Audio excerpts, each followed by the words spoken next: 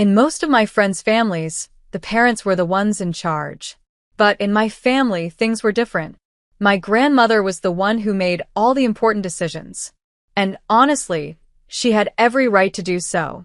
She was the one who started our family's fancy tableware store from scratch. Through her hard work and smart decisions, she turned it into a successful business that made her quite rich. My dad would always say, "Your grandmother has a special talent for finding beautiful things, especially when customers admired the unique pieces in our store." Even though my parents handled the store's day-to-day business now, everyone knew the truth. The store was still Grandma's. She had only stepped back to enjoy her retirement, not to give up control of what she had built. My younger brother, Olivier, was being trained to take over the store one day. It started when he was very young, as soon as he could walk. "He needs to learn everything about the business," my mom would say, acting as though I didn't exist. It didn't seem to matter that I was a straight-A student while Olivier hardly ever studied. He preferred playing video games instead of doing his homework. "You don't have to be smart to run a store," Olivier would joke, lying on the couch with a controller in hand. "I just need to know how to count money." My parents would laugh at his silly comments as if they were cute or clever. Meanwhile, I'd sit at the dining table working on my advanced math problems unnoticed. It felt unfair, but I had a secret advantage. My grandmother. Every weekend, I would go to her house, and we'd play what she called business games. She taught me everything there was to know about running a store. I learned how to manage inventory, take care of customers, calculate profits, and negotiate deals with suppliers. Grandma made it all so fun and exciting. She would set up a pretend store on her living room table and say, "Now, Mia, if a customer wants to buy this crystal wine set for $1,200, but it cost us $500, what's our profit margin?" Her eyes would light up as I quickly figured out the answer. "That's an 80% margin, Grandma," I'd reply, grinning. Then I'd add, "But we should also think about our overhead costs, right?" She'd smile proudly and say, "That's my girl. You understand business better than most adults I know." Every time we finished a session, she'd surprise me with a small gift from her endless collection of treasures. Those weekends with Grandma were more than just games. They inspired me. While my parents focused on preparing Olivier to take over the store, I began making my own plans. I wanted to go to college and study business the right way. By the time I turned 13, everything in my life started to change. Grandma's lessons had sparked a fire in me, and I was ready to shape my future. I can still remember that evening like it happened yesterday. After dinner, my parents called me into the living room. The serious look on my father's face told me this wasn't going to be a happy conversation. "Mia," he said, his eyes cold and stern, "your mother and I have been talking. It's time for you to stop being lazy and help out with the family business. Starting tomorrow, you'll work at the store after school." The next day, my new routine began. While my younger brother, Olivier, went home to relax and play video games, I went straight to the store after school. My jobs included mopping the floors, dusting shelves, arranging expensive china, and doing any other task that needed to be done. I worked hard every single day, determined to prove myself. Sometimes I even stayed late into the evening to make sure the crystal glasses sparkled and the displays were flawless. After about 5 months of working, I noticed something that began to bother me. Every Sunday, the employees would gather to receive their paychecks. They'd happily talk about their weekend plans and what they were going to spend their money on. Meanwhile, I was working just as hard, sometimes even harder, but I wasn't getting paid at all. One evening, the store was quiet except for my parents, who were counting the day's earnings at the cash register. I decided it was time to say something. Summoning all my courage, I walked up to them nervously. "Mom, Dad," I began, "I've been thinking. I'm doing the same work as the other employees. Actually, I'm doing multiple jobs. Shouldn't I be getting paid too?" The look they gave each other sent a chill down my spine. My father's face grew hard, and my mother pressed her lips into a thin line. "Paid," my father said, almost laughing. "Do you have any idea how much we spend on you? Food, clothes, a roof over your head. You think all that is free? But that's different," I argued, my voice shaking. "Parents are supposed to provide those things." Don't you dare tell us what parents are supposed to do, my mother snapped, her voice sharp. Consider your work here as payment for everything we give you. Many children would be grateful for such an arrangement. I felt tears starting to form, but I didn't let them fall. Just then, my mother stepped closer. Her voice dropped to a low, threatening whisper that I will never forget. And let me make something very clear, she said. Don't even think about running to your grandmother about this. This is our business, and we'll run it how we see fit. If I find out you've complained to her, you'll regret it.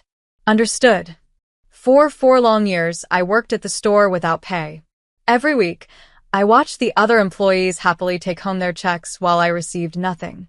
It was unfair, but I had no choice but to endure it.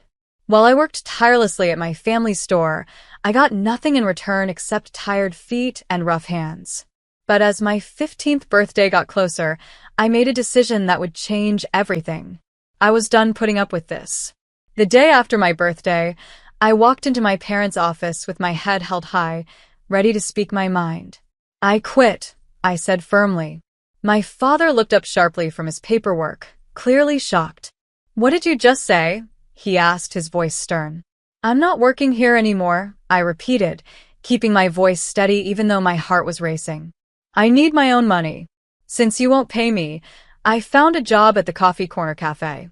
They're hiring part-time after school. My parents exchanged worried looks, but my mother recovered first. Her eyes narrowed, and she looked at me like she was planning her next move. Fine, she said slowly, her voice calm but sharp. But on one condition, you tell your grandmother you're still working here. She doesn't need to know about this arrangement. I nodded and walked out of their office, feeling like a heavy weight had been lifted off my shoulders. For the first time since I turned 13, I felt free. I was finally taking control of my life, and it felt amazing. My first day at the Coffee Corner Cafe was the start of a whole new chapter. The manager, Erica, was nothing like my parents. She was kind, patient, and appreciated hard work. She noticed the effort I put in and treated me with respect. Every Sunday, I'd get my paycheck, and the feeling of holding my own money in my hands was incredible. It was mine, something I had earned through my own hard work. I loved everything about my new job. The smell of fresh coffee greeted me as I walked in, and the regular customers quickly learned my name. My coworkers were friendly and treated me like an equal, not like a servant. For the first time in my life, I felt valued and appreciated. With my first paycheck, I bought a new phone. It wasn't anything fancy, but it was mine, and that made it special. My second paycheck went toward new clothes. But the thing I enjoyed most was being able to buy small gifts for my grandmother. One week, I'd get her favorite chocolates. Another week, I'd pick out a beautiful scarf I saw at the mall. Oh, sweetheart, you shouldn't spend your wages on me, Grandma would say, her eyes sparkling as she admired whatever small present I'd brought her. Those moments were both wonderful and hard. Wonderful because I loved seeing her happy, and hard because I had to lie about still working at the family store. She'd ask how things were going, and I'd make up stories about helping customers or rearranging displays. You have such a good eye for presentation, she'd say proudly. And every time, my heart would ache just a little. When I was your age, the guilt from lying would have eaten me alive. But I kept reminding myself that this lie was the key to my newfound freedom. I wasn't working at the family store anymore, and I finally felt like I was in control of my life. As my senior year went on, my grades stayed perfect. My teachers and guidance counselor started talking to me about big opportunities. Princeton, Cornell, Rice, my counselor said during one of our meetings. Mia, with your academic record, you could go anywhere. But deep down, I knew the truth. My parents had made it clear over the years that they wouldn't spend a single penny on my education. And while I knew Grandma would probably help if I asked, I didn't want to depend on her. After spending my whole life feeling like I owed my family something, I wanted to stand on my own 3 feet. So, I started researching colleges nearby and discovered that our city's community college had a fantastic business program. Even better, they offered full scholarships to students with excellent grades. I spent weeks working on my application, making sure it was perfect. When the acceptance letter finally arrived, along with a full scholarship offer, I felt like I'd just won the lottery. The day before graduation, Grandma visited me. She brought me a gift, a brand new laptop. For my future businesswoman, she said with a warm smile, pulling me into a hug. I know you're going to do great things with it. Her words meant the world to me. That evening, we had a small graduation dinner with just my parents and brother, Olivier. As we ate, I decided it was time to share my big news. I've enrolled in the City College Business Program, I said, trying to sound calm. And I got a full scholarship. There was a long silence. My father finally spoke, smiling in a way that made me uneasy. Well, that's certainly convenient, he said, glancing at my mother. At least we won't have to worry about tuition. Yes, you've solved that problem for us nicely, my mother added, dabbing at her mouth with a napkin. Then, she shifted in her seat and said, which brings us to our next point. Now that you've finished high school, we need to talk about your living arrangements. What do you mean? I asked, my fork frozen halfway to my mouth. Rent, my father said flatly. Starting today, you'll need to pay rent if you want to keep living here. At first, I laughed, thinking it was some sort of weird joke. But their faces didn't change. The laughter caught in my throat. You can't be serious, I said, looking back and forth between them. You're an adult now, my mother replied sharply. We're no longer obligated to support you. If you want to live in this house, you need to contribute your fair share. My head was spinning. What about Olivier's? I blurted. I glanced at my brother, Olivier, who was unusually quiet during this whole conversation. Will he have to pay rent when he turns 17? I asked. My parents avoided looking at me, but their silence told me everything. Of course, Olivier wouldn't have to pay rent. Perfect, precious Olivier would never be treated the way I was. That's different, my father muttered without bothering to explain how. This is insane, I said, my voice shaking as I pushed my chair back from the table. I'm your child. I have a right to live in my own home. This isn't your home, my mother snapped, her calm and polite mask finally slipping. This is our house. And if you won't pay rent, you need to leave. Tonight. Tonight? I echoed, stunned. You're kicking me out on graduation night? You have until the morning to pack your things, my father said, casually returning to his dinner like he hadn't just shattered my entire world. Tears blurred my vision as I ran upstairs. I grabbed my bags and started throwing clothes and essentials into them, my hands shaking so much I could barely zip them up. I kept thinking about college, which wouldn't start for months. Where was I supposed to go until then? What was I supposed to do? My first thought was Grandma. She would help me, I knew she would. I dialed her number, but my heart sank when the call went straight to voicemail. Then I remembered, she'd left for her annual trip to London just yesterday. She would be gone for at least 4 weeks. I couldn't ruin her vacation with this drama. She deserved to enjoy her time without dealing with my parents' cruelty. Wiping my tears, I scrolled through my phone contacts until I found Roxanne's number. Roxanne had been my best friend since middle school, and her family was always kind to me. I explained the situation, and 35 minutes later, she pulled up in her car. I loaded my bags into the trunk, trying not to cry again. As we drove away, I glanced back at the house. My parents were standing by the window, watching me leave. Their faces were completely blank, showing no emotion. In that moment, I accepted what I had always known deep down. They had never truly loved me. Life settled into a new routine over the next 4 weeks at Roxanne's house. I slept on a fold-out couch in the living room, waking up quietly every morning before dawn so I wouldn't disturb her family. I worked long shifts at the cafe, saving every penny I could. My manager, Erica, was a lifesaver during this time. When she learned about my situation, she increased my hours without me even asking. The work was exhausting, but it helped keep my mind off everything I had lost. I felt determined to move forward, even if my family had abandoned me. I was going to make it on my own. I threw myself into every task at the cafe, whether it was making the perfect lattes or scrubbing the equipment spotless at the end of a night. I wanted to prove my worth, not just to others, but to myself. You're going to work yourself into the ground, Roxanne would say when I got home, exhausted after another double shift. She wasn't wrong. My body was sore, and my energy was drained, but I didn't have a choice. I needed to save as much money as possible before college started. Besides, staying busy helped. It left me with less time to think about how deeply my parents had betrayed me. I completely avoided my parents during this time. They never called or texted, and honestly, I was fine with that. What could they even say to justify throwing me out on graduation night?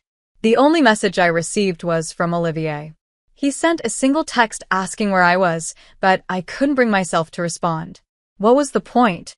He had always been their favorite, and I didn't believe he cared about what had happened. After 3 long weeks, Grandma finally came back from her trip to London. When I heard she was home, I felt a surge of hope so strong that it made me dizzy. I had waited so patiently, forcing myself not to reach out during her vacation. Grandma deserved to enjoy her time without being dragged into family drama. But now, I could finally tell her everything. With shaking fingers, I typed out a message, "Grandma, I need to talk to you about something important. Can we meet?" I sent it, my heart racing as I waited for her response. Her reply came faster than I expected. But instead of her usual warm words and a time and place to meet, she sent me a link. Confused, I clicked it and realized it led to my mother's social media page. My heart pounded as I read the post at the top of the screen. My heart is breaking as I write this. The post began. Our beloved daughter Mia has run away from home. But what makes this situation even more painful is discovering that before she left, she stole a significant amount of money from our family store's register. We tried to give her everything, to show her nothing but love, and this is how she repays us. We never thought our own child could do something like this. I stared at the screen, frozen in disbelief. My blood ran cold as I scrolled through the comments.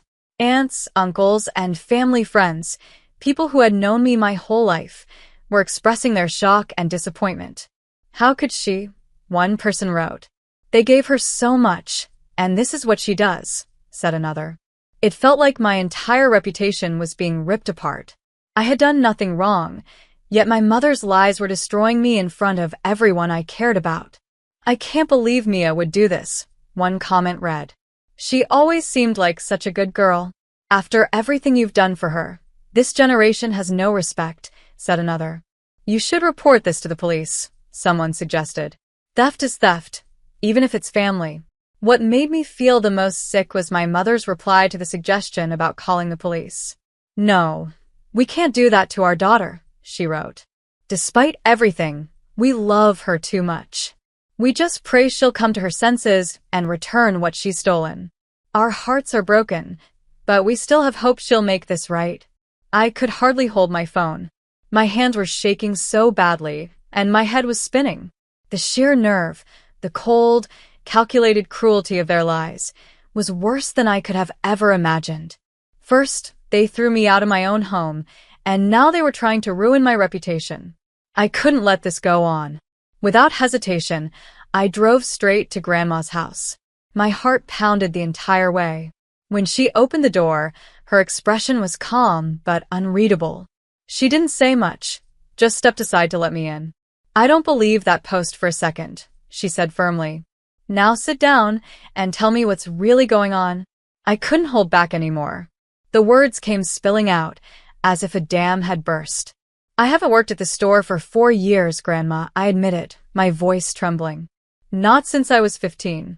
I've been working at Coffee Corner Cafe this whole time. I paused, feeling a lump in my throat. I'm so sorry I lied to you about it. Go on, she said, her voice quiet but serious. Her face grew darker as I explained everything, how I worked for free from age 13, how my parents refused to pay me because they claimed I owed them for living expenses, and how they threatened me to stay quiet. When I told her about them kicking me out on graduation night, her hands clenched into fists. Those lying thieves, she spat, standing up suddenly. She strode to her office and returned moments later with a stack of papers. She placed them in front of me. Look at these payroll statements, she said. I scanned the papers, confused at first. Then I froze. According to the records, I had been receiving a salary from the store since I was 13, even after I quit working there. Thousands of dollars had supposedly been paid to me, but I had never seen a single penny. Where do you think that money went? Grandma asked, her voice sharp. I couldn't believe what I was seeing. My head spun. These were thousands of dollars in my name, all funneled into some account I didn't even know existed. Grandma was already on the phone. Aiden, she said sharply, I need you at the store immediately. Full audit. Every transaction, every account, every penny.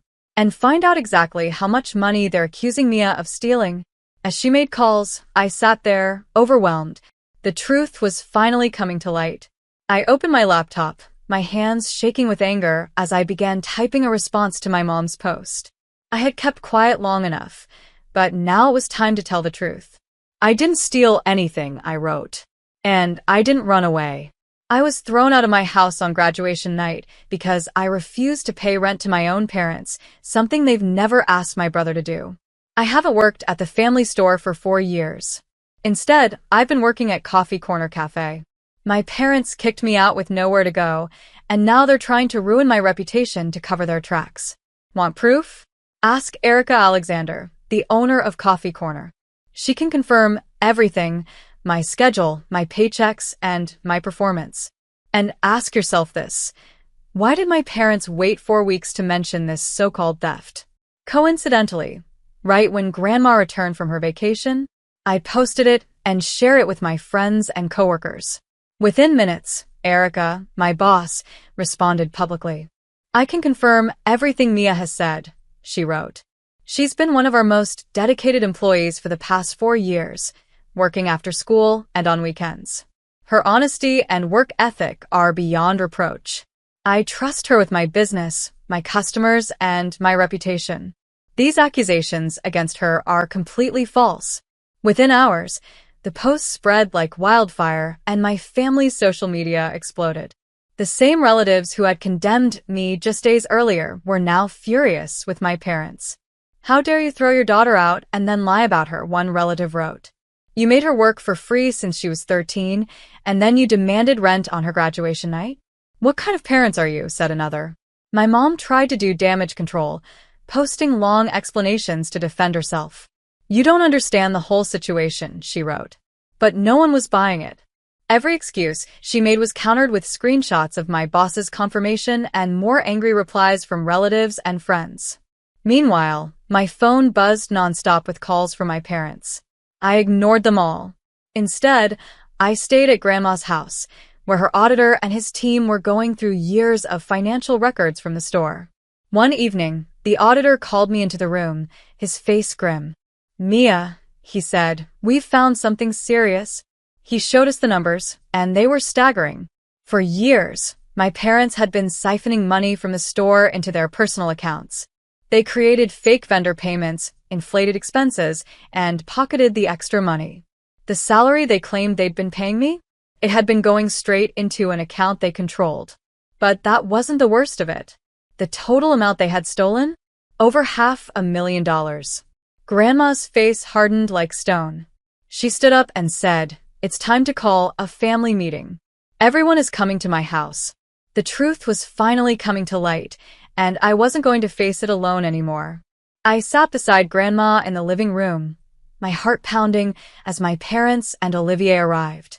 My father tried to act confident, but his stiff posture gave him away. My mother clutched her expensive purse nervously, her hands trembling. Sit down, Grandma commanded, her voice firm and unshakable. They obeyed, settling into the couch. Do you know what we found in the audit? She asked sharply. Mother, I can explain, my father began, but Grandma cut him off. Explain, she snapped. Explain how you've been stealing from me for years? Explain how you pocketed your own daughter's wages? Explain how you tried to frame her for theft to cover your tracks.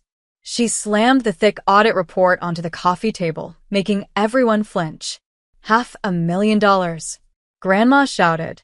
You stole $500,000 from me while treating your daughter like a servant and throwing her out onto the street.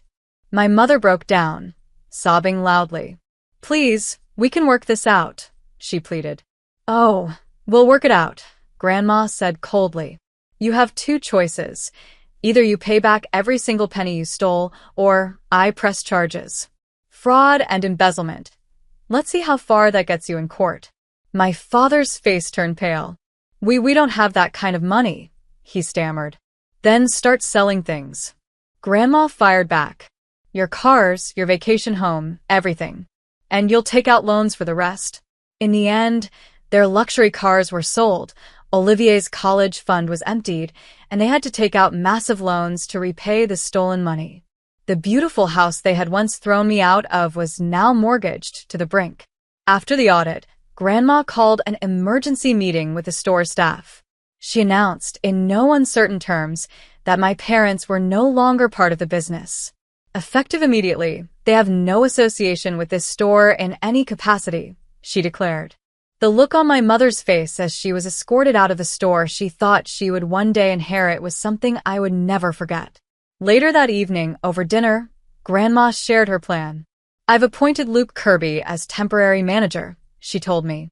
He's experienced, trustworthy, and knows this is only temporary. Temporary? I asked, surprised. She reached across the table and squeezed my hand. Until you graduate. This store was always meant for someone who understands both business and ethics. That someone is you, Mia. 3 weeks later, Grandma made it official. At her lawyer's office, with the entire family present, she signed documents removing my parents from her will. The store and most of my assets will go to Mia, she declared firmly. She's earned it, not because she was born into this family, but because she proved herself through hard work and integrity. But Grandma's big heart couldn't ignore Olivier completely.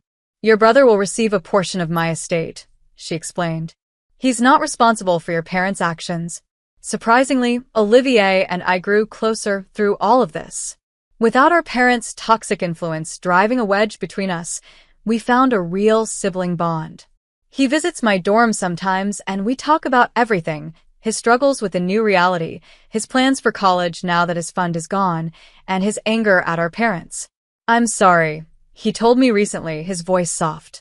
For all those years, I was such a spoiled brat, Olivier told me once. While they treated you so badly, I didn't even notice. I didn't see it then, but I see it now. As for our parents, I haven't spoken to them since that day at Grandma's house. They still try to reach out sometimes, sending birthday cards, holiday messages, or trying to reconcile. I send them all back unopened. Some bridges, once burned, can't be rebuilt. Grandma visits me at college regularly, always bringing coffee from the Coffee Corner Cafe.